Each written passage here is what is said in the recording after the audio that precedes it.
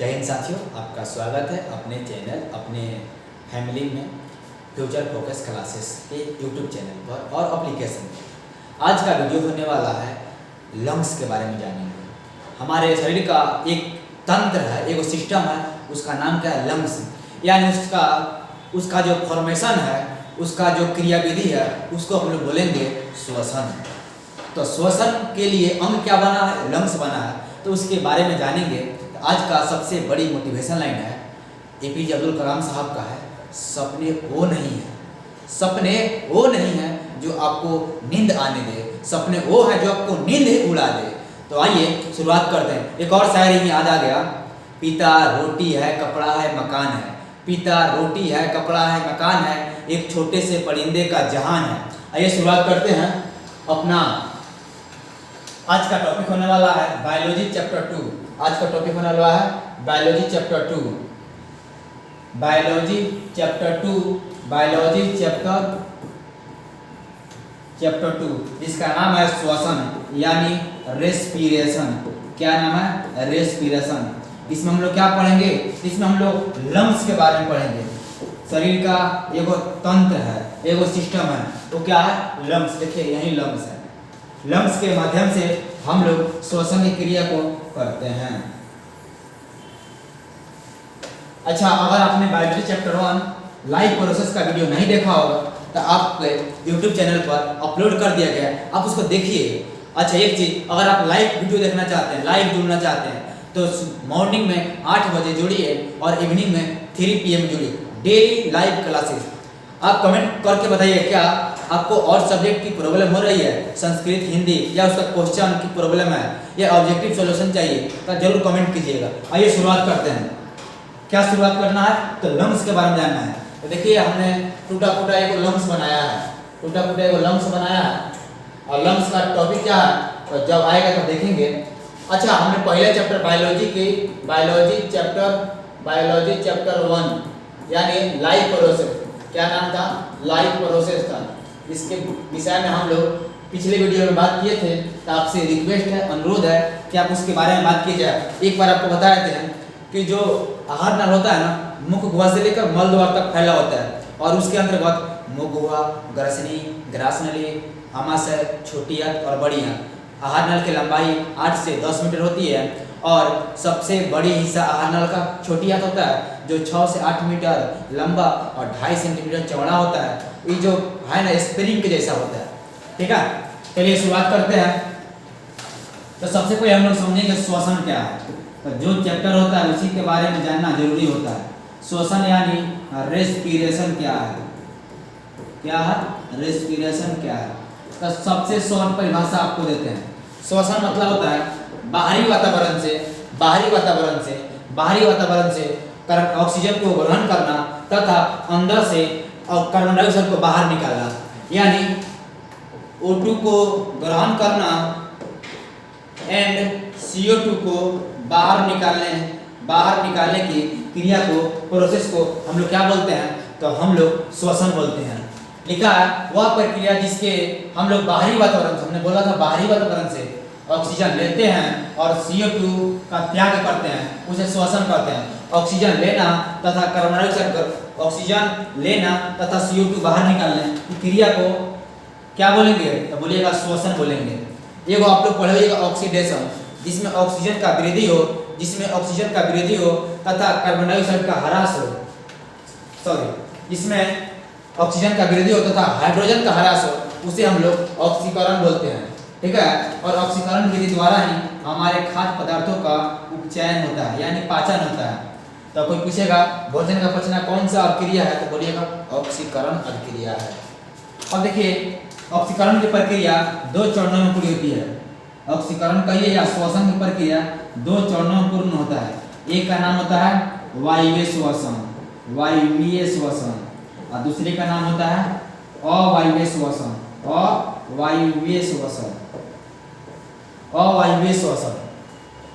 वायवीय श्वसन यानी एरोबिक, और अवायवीय श्वसन यानी अनएरोबिक। एरोबिक श्वसन क्या होता है?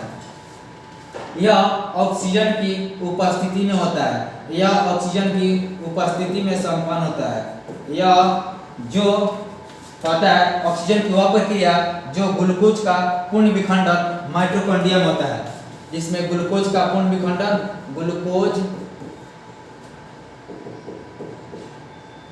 ग्लूकोज का विखंडन माइटोकॉन्ड्रिया में होता है, माइटोकॉन्ड्रिया में होता है। इसमें ग्लूकोज का विखंडन माइटोकॉन्ड्रिया में होता है, उसे हम लोग वायवीय श्वसन कहते हैं।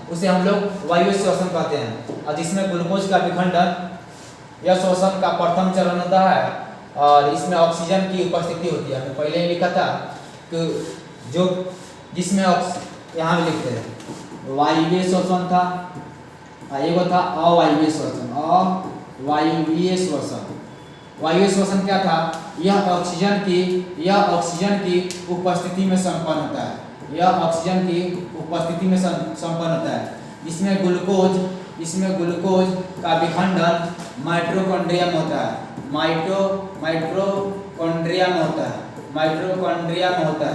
इसमें ग्लूकोज का विखंडन माइटोकॉन्ड्रिया में होता है। यह श्वसन का प्रथम चरण होता है, तो श्वसन का कितना चरण होता है? तो आप बोलिएगा सर श्वसन के लिए दो चरण, वायु श्वसन, अवायु श्वसन। श्वसन को वह प्रक्रिया जिसमें ग्लूकोज का विखंडन माइटोकॉन्ड्रिया में होता है उसे वायु श्वसन, जिसमें ऑक्सीजन की उपस्थिति में संपन्न होता है वायु श्वसन। प्रथम चरण को वायु श्वसन बोलते हैं। अब आता है अवायु श्वसन। अब क्या आएगा? तो अब आता है अवायु श्वसन। अब आता है अवायवीय श्वसन। अब आता है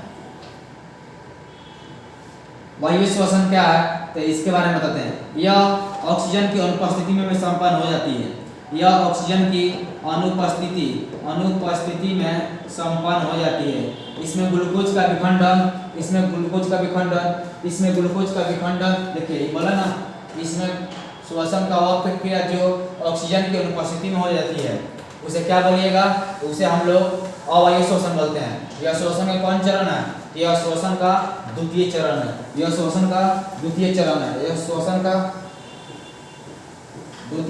है। अच्छा, इसमें ग्लूकोज का विखंडन जीव द्रव्य में होता है।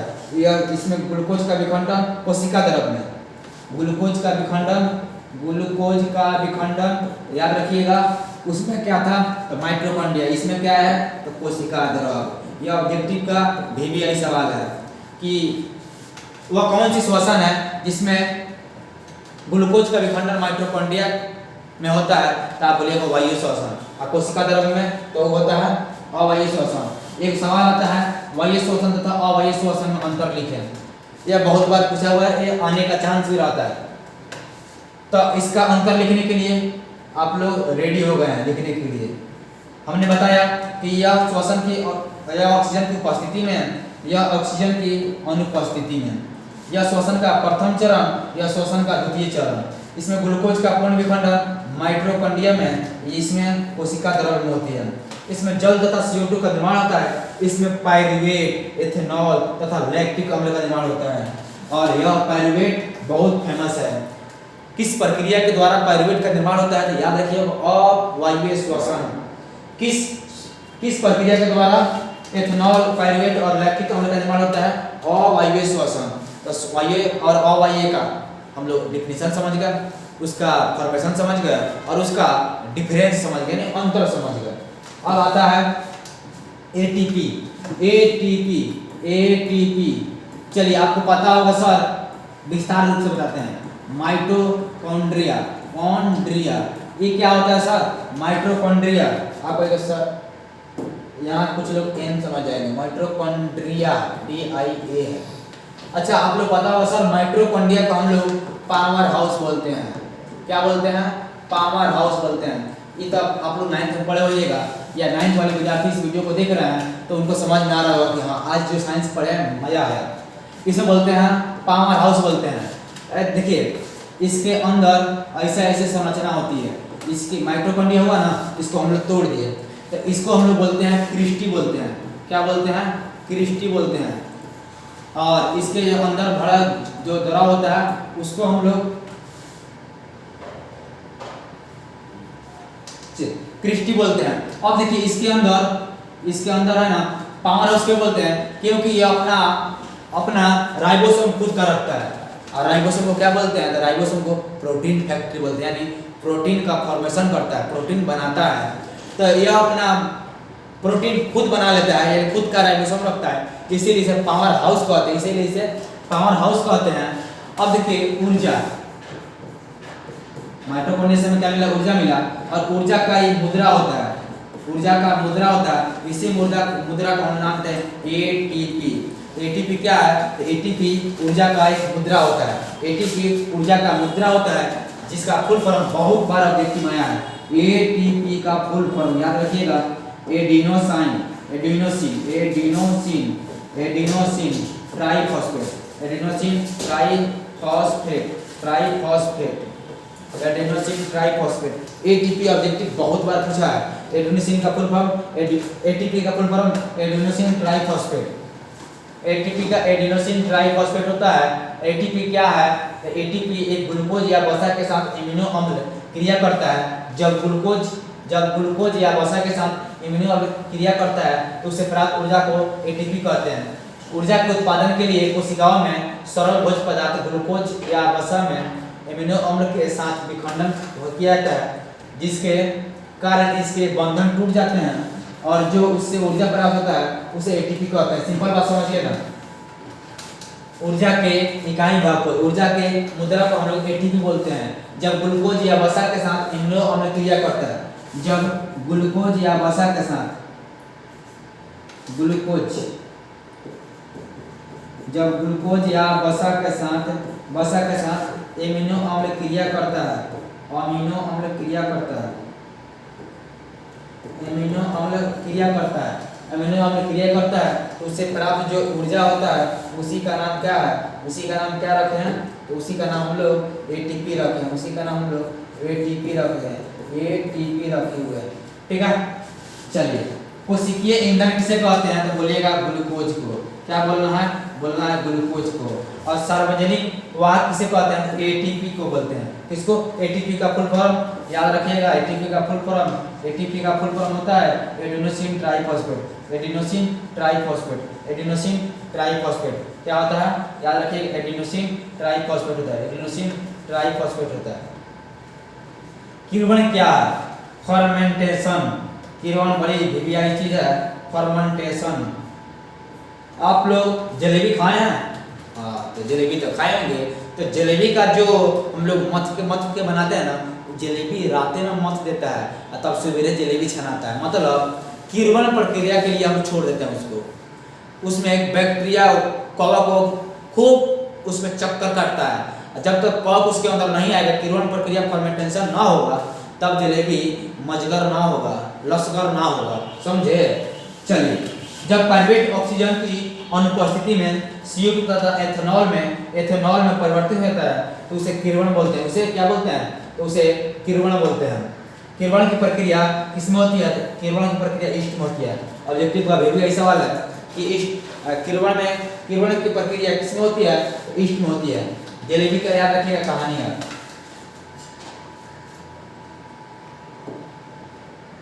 अब आता है पौधों में श्वसन। अब हम लोग पहले जो पढ़ रहे थे श्वसन का बेसिक था, अब आ रहा है पौधों में श्वसन।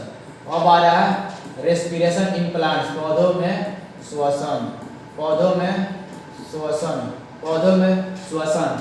पौधे में गैसों का आदान प्रदान जिस विधि द्वारा संपन्न होता है उसे हम लोग श्वसन क्रिया बोलते हैं। पौधे में गैसों का आदान प्रदान किस विधि के द्वारा संपन्न होता है? तो याद रखिएगा, पौधों में गैसों के आदान प्रदान के लिए, गैसों के आदान प्रदान के लिए, गैसों के लेन देन के लिए, गैसों के लेन देन के लिए, गैसों के लेन देन के लिए विसरण प्रक्रिया द्वारा संभव होता है।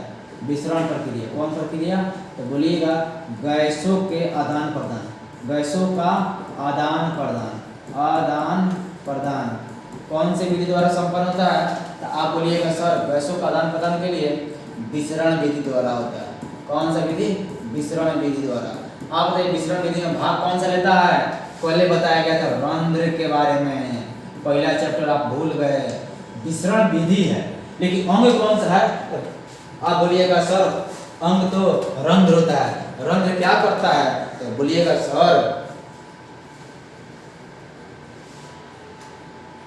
और गैसों का आदान प्रदान करता है। मतलब ये क्या है, मतलब बाहरी वातावरण से CO2 को ग्रहण करना तथा O2 को बाहर निकालने के लिए रंध्र होता है। यानी पत्तियों के बाहरी भाग में एक विशेष प्रकार का छिद्र होता है जिसे रंध्र कहते हैं। रंध्र का कार्य क्या है, तो रंध्र का कार्य है ऑक्सीजन यानी ऑक्सीजन और CO2 का आवागमन करवाना, आदान प्रदान करवाना।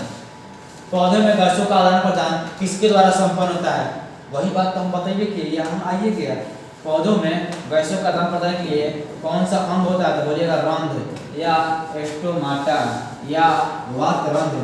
पौधों में मुख्यतः रंध्र कहाँ पाया जाता है, बोले ना पत्ती में विशेषकर, छाल और तना में भी देखा जाता है। रंध्र कहाँ कहाँ पाया जाएगा, तो रंध्र पाया जाता है पत्ती में, खासकर पत्ती में, छाल में भी होता है और छाल में भी होता है, पत्ती छाल, और कभी कभी ये देखा जाता है कि उसके तना में मिल जाता है, कभी कभी उसके तना में भी मिल जाता है, तना में भी मिल जाता है, उसके तना में भी मिल जाता है। ठीक है, पौधों में जड़ का मुख्य कार्य क्या है, अब आता है बड़ी इंपॉर्टेंट चीज। पौधों में जड़ का मुख्य कार्य क्या है, तो पौधों को खड़ा करना। पौधों में जड़, जड़ को बोलते हैं रूट, जड़ को बोलते हैं रूट या मूल रोम भी बोलते हैं, या इसको हम लोग मूल रोम, देखिए यहाँ लिखा है मूल रोम, या उसको रूट भी बोलते हैं। तो सबसे पहले जड़ का काम क्या है, तो आप बोलिएगा सर पेड़ पौधों को, पेड़ पौधे जो होते हैं उसको खड़ा रखने का कार्य करता है, खड़ा रखने का कार्य करता है। दूसरा, जल के अवशोषण में सहायता करता है, जल का अवशोषण करता है, जल का अवशोषण होता है, जल का अवशोषण करता है। कौन, तो याद रखिएगा जल। खनिज लवण को ग्रहण करने में मदद करता है, खनिज लवण पोषक तत्व, खनिज लवण और पोषक तत्वों को ग्रहण करता है, ग्रहण करता है।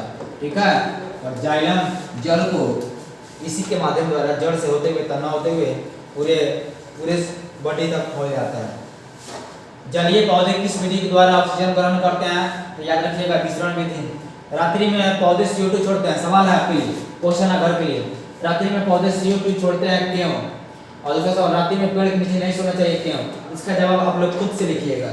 चलिए नेक्स्ट, अब आता है जंतुओं में श्वसन। अब बताइए पौधों में, पेड़ पौधों में किस विधि द्वारा श्वसन की प्रक्रिया होती है, विसरण विधि। कौन सा अंग काम करता है, रंध्र।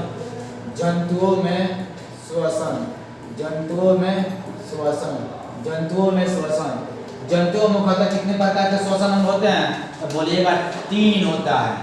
कौन कौन, 3 प्रकार के, मतलब जंतुओं में 3 प्रकार के श्वसन अंग होते हैं। एक बोलना है ट्रैकिया, एक बोलना है ट्रैकिया, ट्रैकिया हिंदी इंग्लिश में है, और एक होता है गिल्स, एक होता है गिल्स, और एक होता है लंग्स, एक होता है लंग्स। आप एग्जाम्पल याद रखिएगा ट्रैकिया के लिए, आपके जो सेंटर पे एग्जाम होता है उसमें भी आएगा। तिलचट्टा, तिलचट्टा या टीडा, तिलचट्टा या टीडा में क्या होगा, तो आप बोलिएगा सर टीडा में। ट्रैकिया के, ट्रैकिया को श्वास नली बोलते हैं। ट्रैकिया, ट्रैकिया एक प्रकार समझिए ना, ये तीनों अंग है श्वसन के लिए अंग बना हुआ। तो तिलचट्टा में कौन सा अंग के द्वारा श्वसन की क्रिया होती है, तो बोलिएगा ट्रैकिया। गिल्स के लिए मछली, मछली और मेढक में भी होती है, मछली और मेढक में गिल्स पाया जाता है, लेकिन मेढक में दोनों पाया जाता है, गिल्स भी होता है और लंग्स भी होता है, गिल्स भी होता है और लंग्स भी होता है। ठीक है, तो विशेषकर और लंग्स होता है मनुष्य, मनुष्य यानी उच्च श्रेणी के जो जंतु होते हैं उसमें लंग्स होता है। तो याद रखिएगा ट्रैकिया किसमें पाया जाता है, तो तिलचट्टा और टीडा में, और गिल्स मछली और मेढक में, मछली फेमस है। अब आता है ट्रैकिया क्या बोलता है, देखिए ट्रैकिया शरीर के भीतर अत्यंत शाखित हवा भरी नलिकाएं होती है। जो ट्रैकिया होता है ना, जो ट्रैकिया होती है, ट्रैकिया ये अत्यंत शाखित हवा भरी नलिकाएं होती है, हवा भरी नलिकाएं होती है जो छोटे छोटे कीड़े मकोड़ों में पाया जाता है। जैसे टीडा हो गया, क्या हो गया, तिलचट्टा हो गया, टीडा हो गया, तितली हो गया, झिंगुर हो गया। हम यहाँ पर वीडियो क्यों लिखे, क्योंकि बड़ी इंपॉर्टेंट है। ये जो क्यों लिखे, तो कहिएगा सर दुर्गो बड़ी इंपॉर्टेंट है। ट्रैकिया क्या होता है, ट्रैकिया शरीर के भीतर अत्यंत शाखित हवा भरी नलिकाएं होती है जो छोटे छोटे कीड़े मकोड़े में पाया जाता है।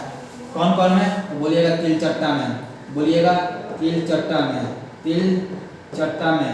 और दूसरा क्या बोलिएगा, तो आप बोलिएगा सर टीडा में, दूसरा टीडा में बोलना है, तीसरा झिंगुर में बोलता है, झिंगुर में, चौथा तितली में बोलना है।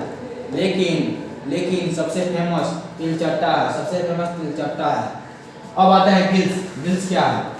तो पता है यह एक विशेष प्रकार का श्वसन अंग है जो जल में घुलनशील ऑक्सीजन को छानने में मदद करता है। अच्छा, गिल्स क्या करता है?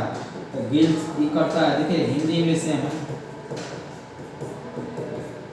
गिल्स का काम होता है कि जो जल है ना, जल से ऑक्सीजन को छानना। आप बताइए मछली कहाँ होती है? जल में। तो जल में हाइड्रोजन और ऑक्सीजन होता है, मिलकर बना होता है ना। ये क्या करता है? O2 को उसमें से निकाल लेता है, जल में घुलनशील ऑक्सीजन को छान लेता है। वो क्या होता है? तो बोलिएगा मछली होता है। मछली के शरीर में गिल्स कहाँ पाया जाता है? तो मछली के शरीर में गिल्स 200 मुँह में बटा होता है। मछली के आँख के पार्श्व भाग में, जो मछली होता है ना, मछली के आँख के पार्श्व भाग में, मछली के पार्श्व मतलब साइड होता है, पार्श्व भाग में होता है। गिल्स कोष्ठ क्या है? अब आता है गिल्स कोष्ठ। तो प्रत्येक गिल्स एक शक्ति थैली में स्थित होता है, जिसे गिल्स कोष्ठ कहते हैं। गिल्स कोष्ठ के द्वारा ही मछली के शरीर से जल बाहर निकलता है। अच्छा, गिल्स कोष्ठ के कारण मछली के शरीर से जल जो है बाहर निकलता है। क्योंकि देखिए क्या होता है, इसका स्ट्रक्चर समझिए। मछली क्या करती है? जल में रहती है, मछली जल को ग्रहण की, ठीक है, तो उसके अंदर गिल्स है। गिल्स क्या किया? उस जल में से ऑक्सीजन को छान लिया और गिल्स कोष्ठ के द्वारा जो विशेष यानी जो अपशिष्ट जल बच गया उसको बाहर निकाल लेते हैं। मछली में श्वसन गैस का आदान प्रदान की क्रिया को लिखना है। अब आता है फेफड़ा, अब आता है लंग्स, अब आता है लंग्स, अब आता है लंग्स। तो आपको लंग्स शुरू में समझा दिए थे कि लंग्स क्या है। तो आप बोलिएगा सर लंग्स आप समझा दिए थे।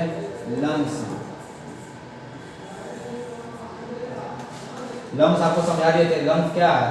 तो यह उस श्रेणी के जंतुओं में पाया जाने वाला एक प्रकार का श्वसन अंग है। कहता है वायु श्वसन में भाग लेने वाले अंग को क्या बोलेंगे? तो फेफड़ा बोलेंगे, लंग्स बोलेंगे। श्वसन की क्रिया में सहायक वह अंग जो फूलने और पिचकने का कार्य करते हैं। तो आप देखिएगा ना, हाथ रखिए, सांस लीजिए, सांस लीजिए। सांस लेने पर क्या हो रहा है? बोलिए तो। सांस लेने पर फूल रहा है, छोड़ने पर पिचक रहा है, ठीक है। तो आप देखिए, तो ये कहता है कि वायु श्वसन में भाग लेने वाले अंग को, वायु श्वसन में भाग लेने वाले अंग को हम लोग लंग्स बोलेंगे, या शरीर का वैसा अंग जो फूलने और पिचकने का कार्य करता है, जो फूलने एवं पिचकने का कार्य करता है, उसे क्या बोलेंगे? उसे हम लोग लंग्स बोलते हैं। और आपके लिए एक महत्वपूर्ण विशेष प्रकार का लंग्स हमने बनाया है और आपको आशा करते हैं कि इसको आप भी देख कर बनाइएगा।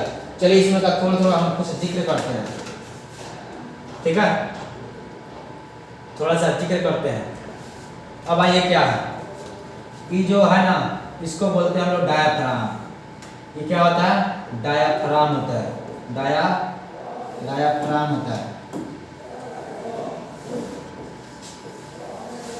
डायाफ्राम क्या है? आप देखिएगा, पीठ जब फुलाइएगा ना तो एक मैक्सिमम हाइट तक, मतलब ऊंचाई तक फूलेगा, उसके बाद नहीं फूलेगा। अच्छा, दूसरा चीज यहाँ पर जब आपने देखिएगा ना, पेटवा के नीचे हुआ तो यहाँ कुछ ऐसे टाइप का दिखाई देगा, वही डायाफ्राम है। कभी कभी डायाफ्राम टूट जाता है। जैसे मेरे कहने का मतलब है कि आपको पता होगा सर, हार्ट, किडनी, लंग्स सब तो इधर ही है, इधर ही है। किसके? छाती के बाती के नीचे, उसको बोलते हैं रिब्स के नीचे।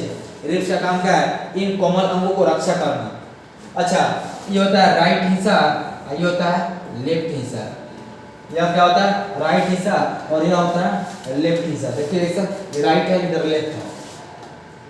लेफ्ट वाला थोड़ा सा छोटा होता है लंग्स, लेफ्ट वाला थोड़ा सा लंग्स छोटा होता है। क्यों पूछेगा क्यों? तो आप बताइएगा सर वहाँ हार्ट का खांचा होता है, खांचा।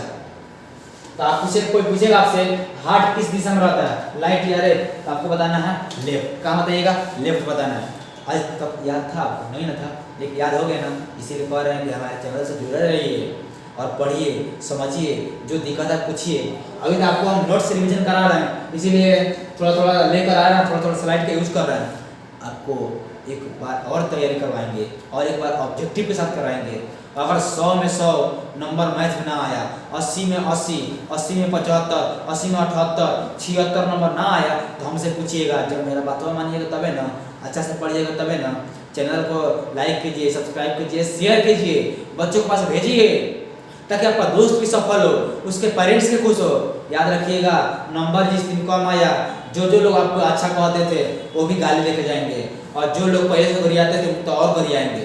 लेकिन जब नंबर आपका अच्छा आ गया, जो लोग गरियाते थे वो भी सलाम ठोकेंगे, और जो लोग पहले सलाम ठोकते थे ना वो तो आज जय हिंद बोल कर जाएंगे और नाश्ता करवा के जाएंगे। इस बार मिठाई खिलाना नहीं है, खाना है, उसके लिए तैयारी जम के करना और हम करवाएंगे। तो हार्ट कहाँ होता है तो बोलिएगा लेफ्ट साइड। तो आप बोलिएगा लंग्स का जो आकार है लेफ्ट साइड थोड़ा सा छोटा होगा, क्यों? हार्ट का साइड है। अब आता है इसमें हम लोग होता है नासिका, मुख होता है, गला होता है, लैरिंग्स होता है, ट्रैकिया होता है, लंग्स होता है, हृदय का स्थान होता है, देखिए यही बोले आपको। और थोड़ा सा छोटा होता है ब्रोंकिल्स होता है, ब्रोंक्यूल्स होता है, वाइट कुपिका होता है और पैराइटल रोल का बना होता है। ये था आपका लंग्स का स्ट्रक्चर। क्या गया तो नासिका। देखिए नासिका मतलब नाक होता है, तो हम लोग एयर किसके द्वारा लेते हैं तो नासिका के द्वारा। नासिका में कितना छेद? 2 गो। नासिका में कितना छेद? तो 2 गो बोलिएगा। इसके माध्यम से आगे आगे फायरिंग्स के पास गया, लैरिंग्स के पास, लैरिंग्स होते होते यहाँ ट्रैकिया से मिलते मिलते और कंठ द्वार से मिलते मिलते अब कहाँ पहुँच गया तो आप कहिएगा सर कंठ द्वार से होते होते लंग्स के पास पहुँचता है हमारा CO2 और O2। श्वसन क्रिया में सहायक कौन कौन सा अंग है तो अभी बोले थे नासिका। क्या क्या बोला है? नासिका, ग्रसनी, स्वरयंत्र और श्वास नली, वाइकोस, एल्वियोली, श्वसनी, लंग्स। यह श्वसन क्रिया में सहायक अंग है। अब पहले देखना है नासिका छिद्र क्या है। क्या आएगा तो बोलिएगा सर नासिका छिद्र क्या है। नासिका मतलब होता है नाक, तो बोलिएगा नासिका छिद्र मुख गुहा के भी मुख गुहा के ठीक ऊपर होता है। याद रखिएगा नासिका छिद्र क्या होता है तो कहिएगा मुख गुहा। आपको बताया था कल क्या, इसको क्या बोलेंगे? मुख गुहा। मुख गुहा, मुख गुहा, मुख गुहा के ठीक ऊपर, मुख गुहा के ठीक ऊपर 2 गोलाकार छिद्र होते हैं जिसे नासिका छिद्र कहते हैं। नासिका छिद्र में कितना छिद्र तो 2 गो होता है। कितना छिद्र तो बोलिएगा सर 2 गो होता है। कितना छिद्र होता है तो बोलिएगा सर 2 गो होता है। और नासिका छिद्र में देखिएगा जिसमें ये नाक हो गया मेरा, इसमें 2 गो छिद्र तो होबे करता है और बीच में एक कपाट होता है। बीच में वो क्या होता है? बीच में कहिएगा सर एक कपाट होता है। बीच में क्या कहिएगा? कहिएगा सर एक कपाट होता है। बीच में कहिएगा सर एगो कपाट होता है।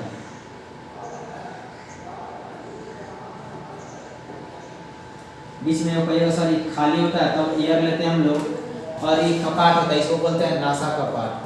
नासा मतलब होता है नाक, कपाट मतलब होता है ढक्कन।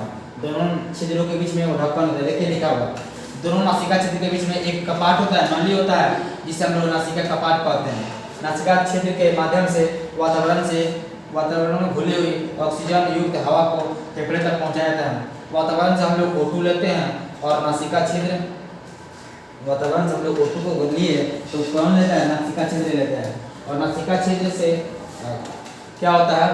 फेफड़ा लगा CO2 और नासिका छिद्र होते हुए फिर वातावरण में चला जाता है। मतलब एक कहानी बता रहा है आपको कि हम लोग क्या करते हैं, बाहरी वातावरण से हम लोग क्या करते हैं, बाहरी वातावरण से O2 को ग्रहण करते हैं। और O2 किसके माध्यम से ग्रहण करें? नाक के माध्यम से। नाक के माध्यम से ग्रहण करके उसको भेजेंगे लंग्स के पास, भेजेंगे। और लंग्स क्या करेगा? CO2 को फिर भेजेगा नाक के पास, और नाक क्या कर देगा? उसमें बाहरी वातावरण में छोड़ देगा। ये था हमारा श्वसन की क्रिया विधि था। श्वसन की क्रिया विधि क्या होता है तो बोलिएगा सर बाहरी वातावरण को हमने ऑक्सीजन लिया, नाक को दिया, नाक भेज दिया लंग्स को। लंग्स क्या किया? उसमें से छाना CO2 को बाहर निकाला, क्योंकि हमने जब एयर लिया उसमें ऑक्सीजन नाइट्रोजन सब है, ऑक्सीजन रख लिया और CO2 के अलावा यानी ऑक्सीजन के अलावा जो भी बच गया उसको भेज दिया नाक के पास, और नाक उसको बाहर निकाल दिया। और बोलिए जय हो। अब आगे आता है ग्रसनी। ग्रसनी का स्ट्रक्चर पहले समझाया गया था कि नासा गुहा के ठीक आगे के घुमावदार रास्ते को ग्रसनी कहते हैं। और एपिग्लॉटिस के बारे में बताए थे आपको कि ग्रसनी आगे दो छिद्रों के द्वारा खुलता है। एक का नाम होता है निगल द्वार और एक का नाम होता है कंठ द्वार। एक का नाम होता है निगल द्वार, एक का नाम होता है निगल द्वार और एक का नाम होता है कंठ द्वार। कंठ द्वार आपको कल बताया था। निगल द्वार में क्या जाता है तो बोलिएगा सर भोजन जाता है। और कंठ द्वार में क्या जाता है तो बोलिएगा सर एयर जाता है। ठीक है। अब बोले थे इसी के ऊपर एक ढक्कन होता है जिसका नाम क्या है एपिग्लॉटिस था। क्या नाम है एपिग्लॉटिस नाम है। देखिए कह रहा है एपिग्लॉटिस श्वास नली जिस कपाट से ढके होते हैं श्वास नली उसे एपिग्लॉटिस कहते हैं। एपिग्लॉटिस का मुख्य कार्य मुख गुहा में आए हुए भोजन को श्वास नली में जाने से रोकना है। मतलब जब भोजन इधर आएगी तो ई वाला नली बंद रहेगा और जब एयर इधर आएगा तो ई वाला नली बंद रहेगा। यही काम है एपिग्लॉटिस का। स्वर यंत्र का लारिंक्स तो यह ग्रसनी का अगला भाग होता है और कंठ द्वार के पहले भाग को स्वर यंत्र कहते हैं। पहला भाग और कंठ द्वार का पहला भाग यह उपास्थि का बना होता है। यह एक स्वर यंत्र है जो सांस लेने में और आवाज निकालने में मदद करता है। स्वर यंत्र क्या करता है सांस लेने और आवाज निकालने में मदद करता है। चलिए अब नेक्स्ट अब आता है स्वर कोश। क्या है तो कहता है स्वर कोश स्वर यंत्र में उपस्थित होता है। अच्छा जो अभी हम लोग पढ़े थे स्वर यंत्र आवाज निकालने के लिए जिम्मेदार होता है। तो इसी के अंदर क्या होता है तो इसी के अंदर पहले स्वर कोश होता है। स्वर कोश के कंपन से आवाज उत्पन्न होता है। स्वर कोश के जो कंपन होता है ना स्वर कोश में जब कंपन होता है तो हम लोग आवाज निकाल देते हैं वॉइस निकालते हैं। और स्वर कोश की मात्रा जितना कम होगी आवाज उतना ही मधुर होगा। अच्छा स्वर कोश की मात्रा जितना ही कम आवाज उतना ही पतला आवाज जितना ही पतला उतना ही मधुर मीठा सुग्राही क्या होगा मधुर। और स्वर कोश जितना ही अधिक स्वर कोश जितना ही अधिक तो आवाज तो कहिए सर आवाज होगा मोटा होगा तो हम लोग बोलेंगे चुंबक की तरह। हम लोग कैसे बोलेंगे चुंबक की तरह बोलते हैं। तो आपको बताना है लड़कियों और लड़कों में किसका आवाज मधुर होता है। लड़कियों का आवाज मधुर होता है, लड़का का आवाज चोंगा की तरह होता है। चोंगा फाटल स्पीकर सुने ना घर आता है वैसा ही होता है। देखिए अगर छोटे बच्चे बोलते हैं ना बड़ी बोलते हैं बाबू बोलो तो बड़ी मीठा बोलता है। क्यों बोलता है उसका स्वर कोश क्या है कम रहेगा तो आवाज कैसे निकलेगा पतला निकलेगा मतलब मधुर।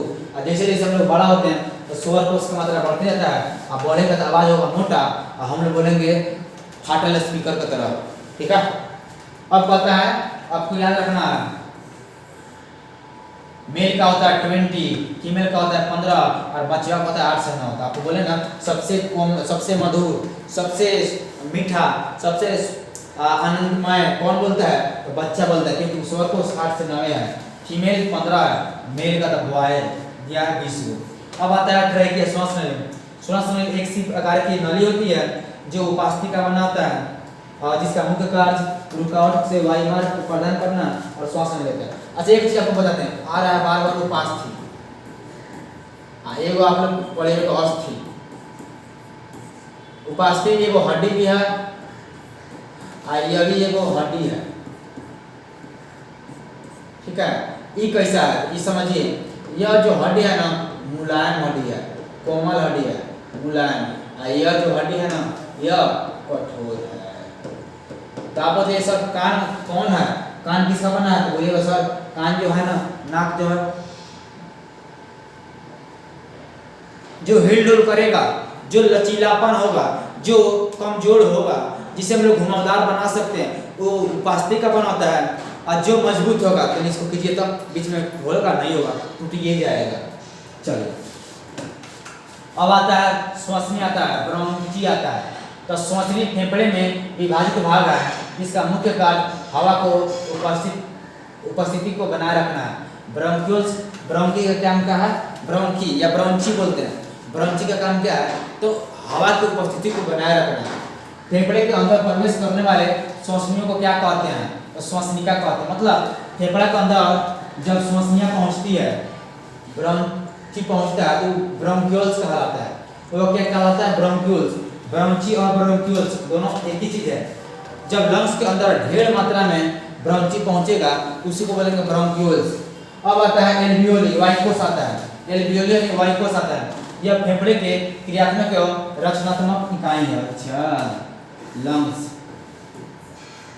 लंग्स का क्रियात्मक और रचनात्मक इकाई को क्या बोलेंगे? क्या बोलेंगे सर? एल्वियोली बोलते हैं। एल्वियोली, इसको वायुकोश बोलेंगे। वायुकोश, इसको बोलेंगे वायुकोश, इसको बोलेंगे वायुकोश बोलेंगे। यह फेफड़े के क्रियात्मक और रचनात्मक इकाई है। इसकी संख्या मिलियंस में होती है। लगभग 30 करोड़, लगभग 30 से 45 करोड़ तक होती है। 30 से, इसकी संख्या करोड़ में होती है। लगभग 30 करोड़ से 45 करोड़ के बीच मान के चलिए। एल्वियोली की संख्या कितना होती है? एल्वियोली की संख्या, इसका मुख्य कार्य O2 और CO2 का आदान प्रदान करना होता है।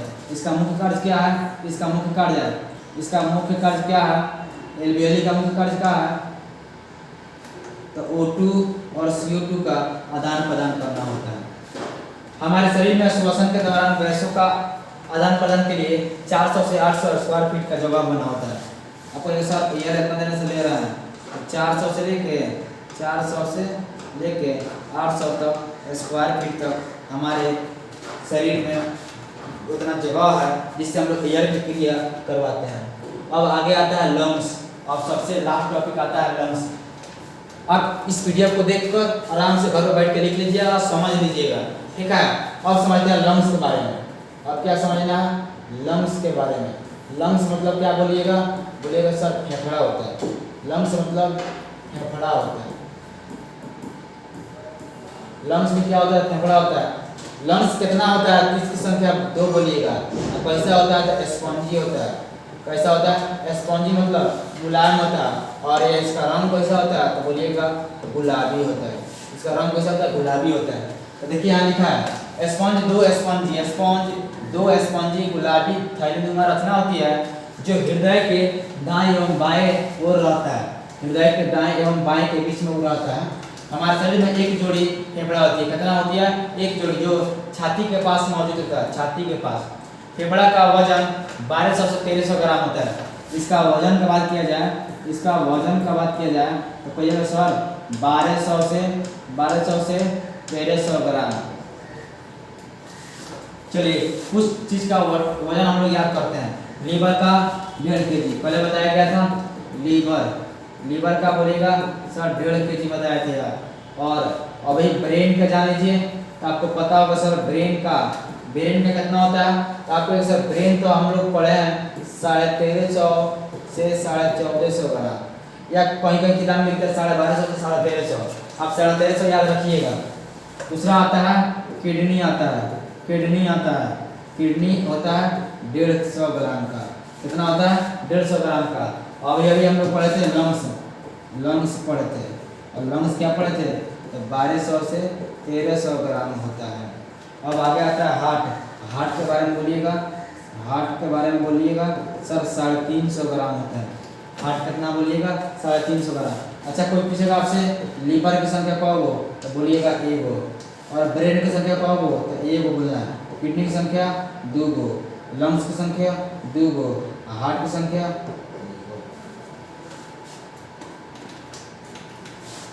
2 गो। जो लंग्स का बाहरी परत होता है, वो बना होता है प्लूरल पैराइटल प्लूरल को बनाता है। पैराइटल प्लूरल नामक पदार्थ से बना होता है। यानी बाहरी परत को क्या बोलेंगे? बाहरी परत को, लंग्स के बाहरी परत को पैराइटल प्लूरल बोलते हैं। फेफड़े के बाहरी परत को एक विशेष पतला सा आवरण होता है जिसे पैराइटल प्लूरल, जो फेफड़े को सुरक्षा प्रदान करता है। फेफड़ा और प्लूरा के बीच में पाए जाने वाले द्रव को म्यूकस कहते हैं। फेफड़ा हो गया यानी लंग्स हो गया और प्लूरा के बीच क्या पाया जाता है, म्यूकस पाया जाता है। म्यूकस एक चिकना तरल द्रव होता है जो फेफड़े में होने वाले घर्षण को नियंत्रित करता है। श्वसन की क्रिया कितना चरणों में पूर्ण होती है, 2 चरणों में। यह बोर्ड एग्जाम के लिए बहुत बहुत इंपॉर्टेंट है। एक होता है प्रश्वास, प्रश्वास, एक होता है उच्च श्वास, एक होता है उच्च श्वास, उच्च श्वास, एक इंस्पिरेशन, एक एक्सपिरेशन। आज के बाद याद रखिएगा, जब भी इन आएगा तो अंदर, एक से आएगा तो बाहर, एक से आएगा तो बाहर। कहता है श्वसन क्रिया में जब ऑक्सीजन फेफड़ा के दीवारों में स्थित रक्त कोशिकाओं में चला जाता है, इस क्रिया को प्रश्वास कहते हैं। यह श्वसन की दूसरी क्रिया है जिसमें रक्त से फेफड़े में आया CO2 नासिका क्षेत्र के द्वारा बाहर निकल जाता है। इसमें समझिए प्रश्वास में क्या होता है, प्रश्वास में O2 जो है ना लंग्स के पास चला जाता है और इसमें CO2 बाहर निकल जाता है, CO2 बाहर निकल जाता है। इसमें O2 लंग्स के पास चला जाता है, O2 लंग्स के पास चला जाता है और इसमें CO2 और इसमें CO2 बाहर निकल जाता है।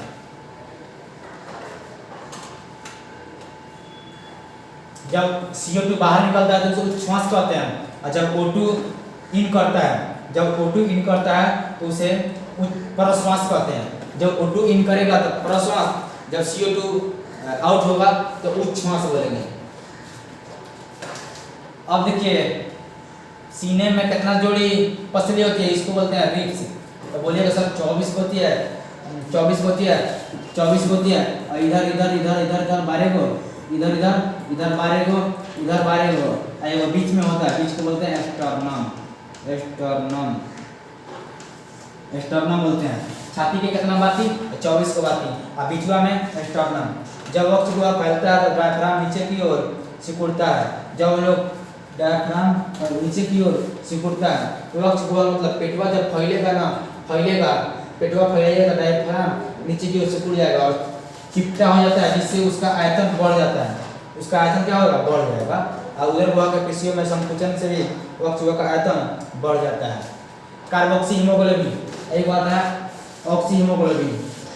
जब जब हीमोग्लोबिन के साथ CO2 मिलता है तो उसे बोलते हैं कार्बोक्सी हीमोग्लोबिन। जब हीमोग्लोबिन के साथ ऑक्सीजन मिलता है उसे बोलते हैं ऑक्सी हीमोग्लोबिन। दो चीज आया, एक कार्बोक्सी हीमोग्लोबिन लिखते हैं,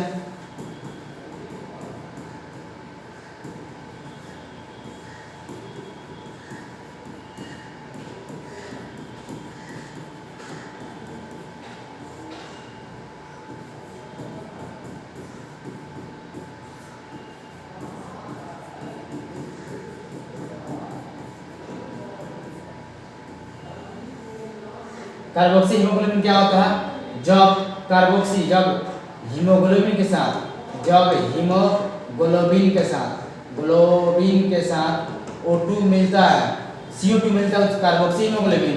और जब हीमोग्लोबिन के साथ, जब हीमोग्लोबिन के साथ, हीमोग्लोबिन के साथ, जब हीमोग्लोबिन के साथ ऑक्सीजन मिलता है तो आप क्या बोलिएगा, ऑक्सी हीमोग्लोबिन मिलेगा। शरीर में उपस्थित हीमोग्लोबिन में कौन सा, अच्छा याद रखिएगा, रक्त में कौन सा धातु या हीमोग्लोबिन में कौन सा धातु, हीमोग्लोबिन, हीमोग्लोबिन, हीमोग्लोबिन में कौन सा धातु याद रखिएगा, लोहा। याद क्या रखना है, याद रखना है लोहा। आपको कल बताए थे क्लोरोफिल में, क्लोरोफिल, क्लोरोफिल चैप्टर 1 पढ़िए। क्लोरोफिल में कौन सा धातु, तो बोलिएगा सब मैग्नीशियम धातु, ठीक है।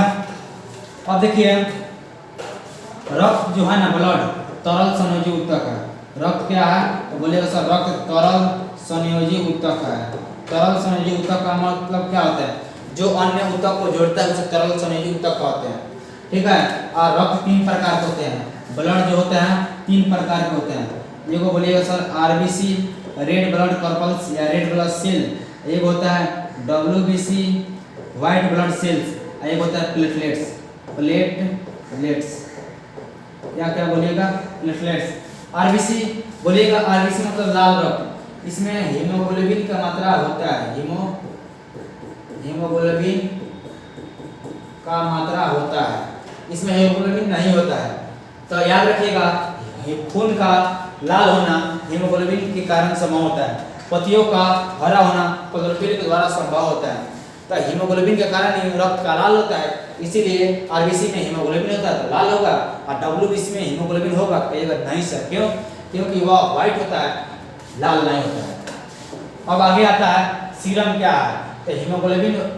अच्छा एक चीज याद रखिएगा, जब सब देखिए लिए आरबीसी हीमोग्लोबिन क्या है, तो हीमोग्लोबिन आरबीसी पूरे शरीर में, आरबीसी का कार्य क्या है याद रखिएगा, पूरे शरीर में ऑक्सीजन को पहुंचाना, पूरे शरीर में ऑक्सीजन पहुंचाना किसके द्वारा संभव होता है, तो आप बोलेगा हीमोग्लोबिन के कारण। रोग से लड़ना, रोग से लड़ना, रोग से लड़ना किसके द्वारा संभव होता है, और रक्त को थक्का बनाना, रक्त को थक्का बनाना, रक्त थक्का बनाने में मदद कौन करता है, प्लेटलेट्स। तीन को बात याद रखिएगा, WBC RBC, WBC RBC, platelets, platelets इसका कार्य क्या है, ऑक्सीजन पहुंचाना, इसका कार्य क्या है, तो रोग से लड़ना, और इसका कार्य क्या है, थक्का बनाना। ये आपके ऑब्जेक्टिव में VBI है, इसका स्क्रीनशॉट ले लीजिए आप लोग। अब आता है सीरम क्या है, याद रखिएगा हीमोग्लोबिन वही प्लाज्मा को सीरम कहते हैं, मतलब जब हीमोग्लोबिन से प्लाज्मा को बाहर निकाल देते हैं, या जब हीमोग्लोबिन वही प्लाज्मा को सीरम कहते हैं। और आता है लसिका, यह हरे पीले रंग का लिम्फ द्रव होता है, इसे हम लोग लसिका बोलते हैं। अब आगे आता है आपका, इतना बता ही दिया गया था। चलिए, तो हम लोगों ने पढ़ा है, अब इसका क्विक रिवीजन करते हैं फास्ट।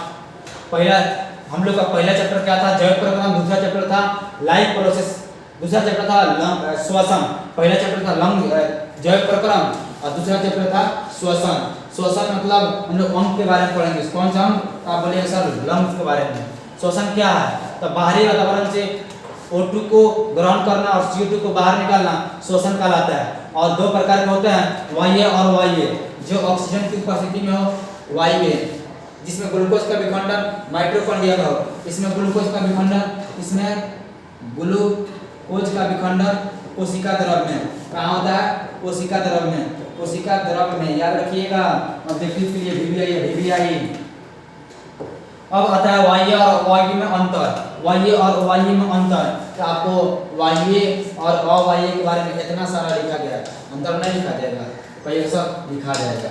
अब आगे आता है एटीपी क्या है, एटीपी ट्राइफॉस्फेट, एडिनोसिन ट्राइफॉस्फेट होता है, जो ऊर्जा का मुद्रा होता है, ऊर्जा का मुद्रा होता है, ऊर्जा का यूनिट होता है। माइटोकॉन्ड्रिया पावर हाउस बोलते हैं, क्यों, इसके पास स्वयं का राइबोसोम होता है, स्वयं का राइबोसोम होता है, और राइबोसोम को प्रोटीन का फैक्ट्री बोलते हैं, इसीलिए अपना पावर हाउस होता है। इसके आंतरिक दीवार को क्रिस्टी कहते हैं, और ऊर्जा के मुद्रा को एटीपी कहते हैं। एडेनोसिन ट्राइफॉस्फेट होता है, ग्लूकोज वसा एमिनो अम्ल को ऊर्जा मुद्रा कहते हैं। किण्वन की प्रक्रिया, किण्वन क्या है, फर्मेंटेशन। तो कहता है जब पायरुवेट ऑक्सीजन की उपस्थिति में CO2 तथा एथेनॉल में परिवर्तित होता है, तो उसे हम लोग किण्वन कहते हैं। और किण्वन की प्रक्रिया ईस्ट के द्वारा संभव होता है, ईस्ट में संभव होता है। अब आता है कि पेड़ पौधे श्वसन या गैसों का आदान प्रदान किसके द्वारा करते हैं, तो बोलिएगा विसरण विधि द्वारा। और अंग कौन सा, तो रंध्र पाया जाता है पत्ती, छाल, तना में, लेकिन सबसे महत्वपूर्ण है पत्ती में। रंध्र का काम क्या है, बाहरी वातावरण से ऑक्सीजन और CO2 का आदान प्रदान करना, ठीक है। अब आता है जड़, जड़ पौधों को खड़ा करता है, खड़ा करेगा और शोषण करेगा, और खनिज लवण को सोखने का कार्य करता है। अब आता है नेक्स्ट, जलीय पौधे, ये विसरण विधि द्वारा। रात्रि में पेड़ के नीचे नहीं सोना चाहिए, क्यों। अब आता है जंतुओं में श्वसन के लिए 3 चरण होता है, 3 प्रक्रिया होता है, या 3 प्रकार का होता है। ट्रैकिया, तिलचट्टा टीढ़ा, ट्रैकिया तिलचट्टा टीढ़ा, और गिल्स मछली, मेंढक, लंग्स मनुष्य तथा बड़े जंतुओं में। ट्रैकिया क्या है, यह हवा भरी शाखित रचना होती है, जो छोटे छोटे जीवाणुओं में पाया जाता है। तिलचट्टा, टीढ़ा, झिंगुर, तितली। गिल्स का काम क्या है, गिल्स का काम है जल में घुले हुए ऑक्सीजन को छान लेना, ठीक है। अब आगे आता है लंग्स के बारे में। लंग्स के बारे में पढ़ेंगे।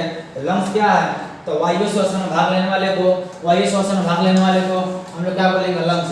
फूलने में पिचकने का कार्य करता है, ठीक है। अब हमारा फिगर था और ये स्ट्रक्चर, इसका स्क्रीनशॉट ले लीजिए, एग्जाम में आता है, एग्जाम में आता है, एग्जाम में आता है, याद रखिएगा ये एग्जाम में आता है, ठीक है, तो आप बना लीजिएगा। अब आगे आता है कि श्वसन के लिए मुख्य अंग कौन कौन सा है, तो आप बोलिएगा सर श्वसन के लिए मुख्य अंग जो होने वाला है वो है नासिका यानी नाक, और ग्रसनी, और होता है स्वरयंत्र श्वास नली, वायुकोश, श्वसनी और लंग्स होता है। नासिका क्या है, तो नासिका को बोलते हैं नाक, नासिका को बोलते हैं नाक। नाक में होता है दो छेद, छेदवा को परवा होता है कपाट, ठीक है। चलिए तो यहाँ देख लीजिए नाक क्या करता है, तो नाक करता है बाहरी वातावरण से हम लोग ऑक्सीजन लेते हैं नाक से माध्यम से, और ये लंग्स पर जाता है, लंग्स O2 को रख लेता है, और उसके अलावा जो भी बचता है CO2 उसको नाक के माध्यम से बाहर भेज देता है। इस कहानी को आप लोग जरूर याद रखिएगा। चलिए अब आता है ग्रसनी। एपिग्लॉटिस क्या करता है, एपिग्लॉटिस का काम है निबल द्वार में भोजन को भेजना और कंठ द्वार में एयर को भेजना, इधर उधर नहीं करना। कभी कभी आपको देखिएगा खास समय छींक आ जाती है, क्यों, इसका जवाब आप लोग देखिएगा। अब बताया थे स्वर कोश, स्वर कोश की संख्या जितना ही कम, स्वर कोश की संख्या जितना ही कम आवाज उतना ही मीठा।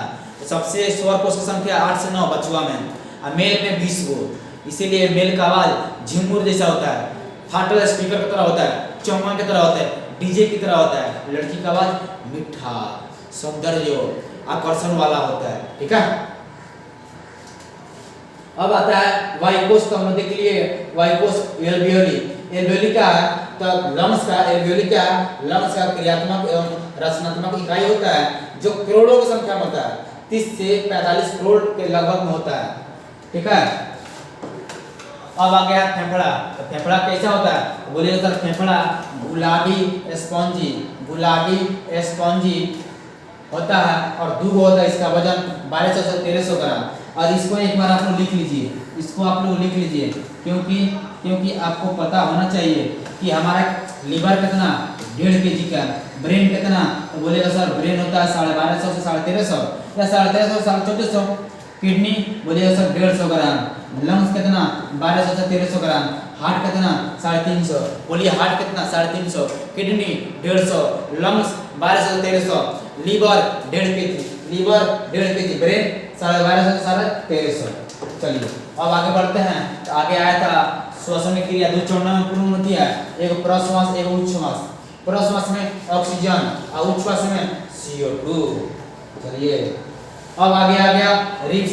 रिब्स बताया था आपको, 12 को इधर 12 को उधर, एक बीच में होता है स्टर्नम, छाती के बाती। कार्बोक्सी हीमोग्लोबिन, जब हीमोग्लोबिन के साथ कार्बन डाइऑक्साइड मिलता है उसको बोलेंगे कार्बोक्सी हीमोग्लोबिन, उसको बोलेंगे कार्बोक्सी हीमोग्लोबिन। और जब हीमोग्लोबिन के साथ ऑक्सीजन मिलता है उसे बोलेंगे ऑक्सी हीमोग्लोबिन। रक्त क्या है, तो रक्त में बताइएगा हीमोग्लोबिन पाया जाता है, हीमोग्लोबिन के कारण ही रक्त का रंग लाल होता है। और इसमें कौन धातु, तो बोलेगा उसमें लोहा पाया जाता है। क्लोरोफिल में मैग्नीशियम धातु पाया जाता है, मैग्नीशियम धातु। रक्त एक तरल संयोजी ऊतक है क्योंकि जोड़ने का कार्य करता है। आरबीसी का मुख्य कार्य क्या है, O2 को पूरे शरीर में भेजना, WBC को रोग से लड़ना, प्लेटलेट्स को थक्का बनाना।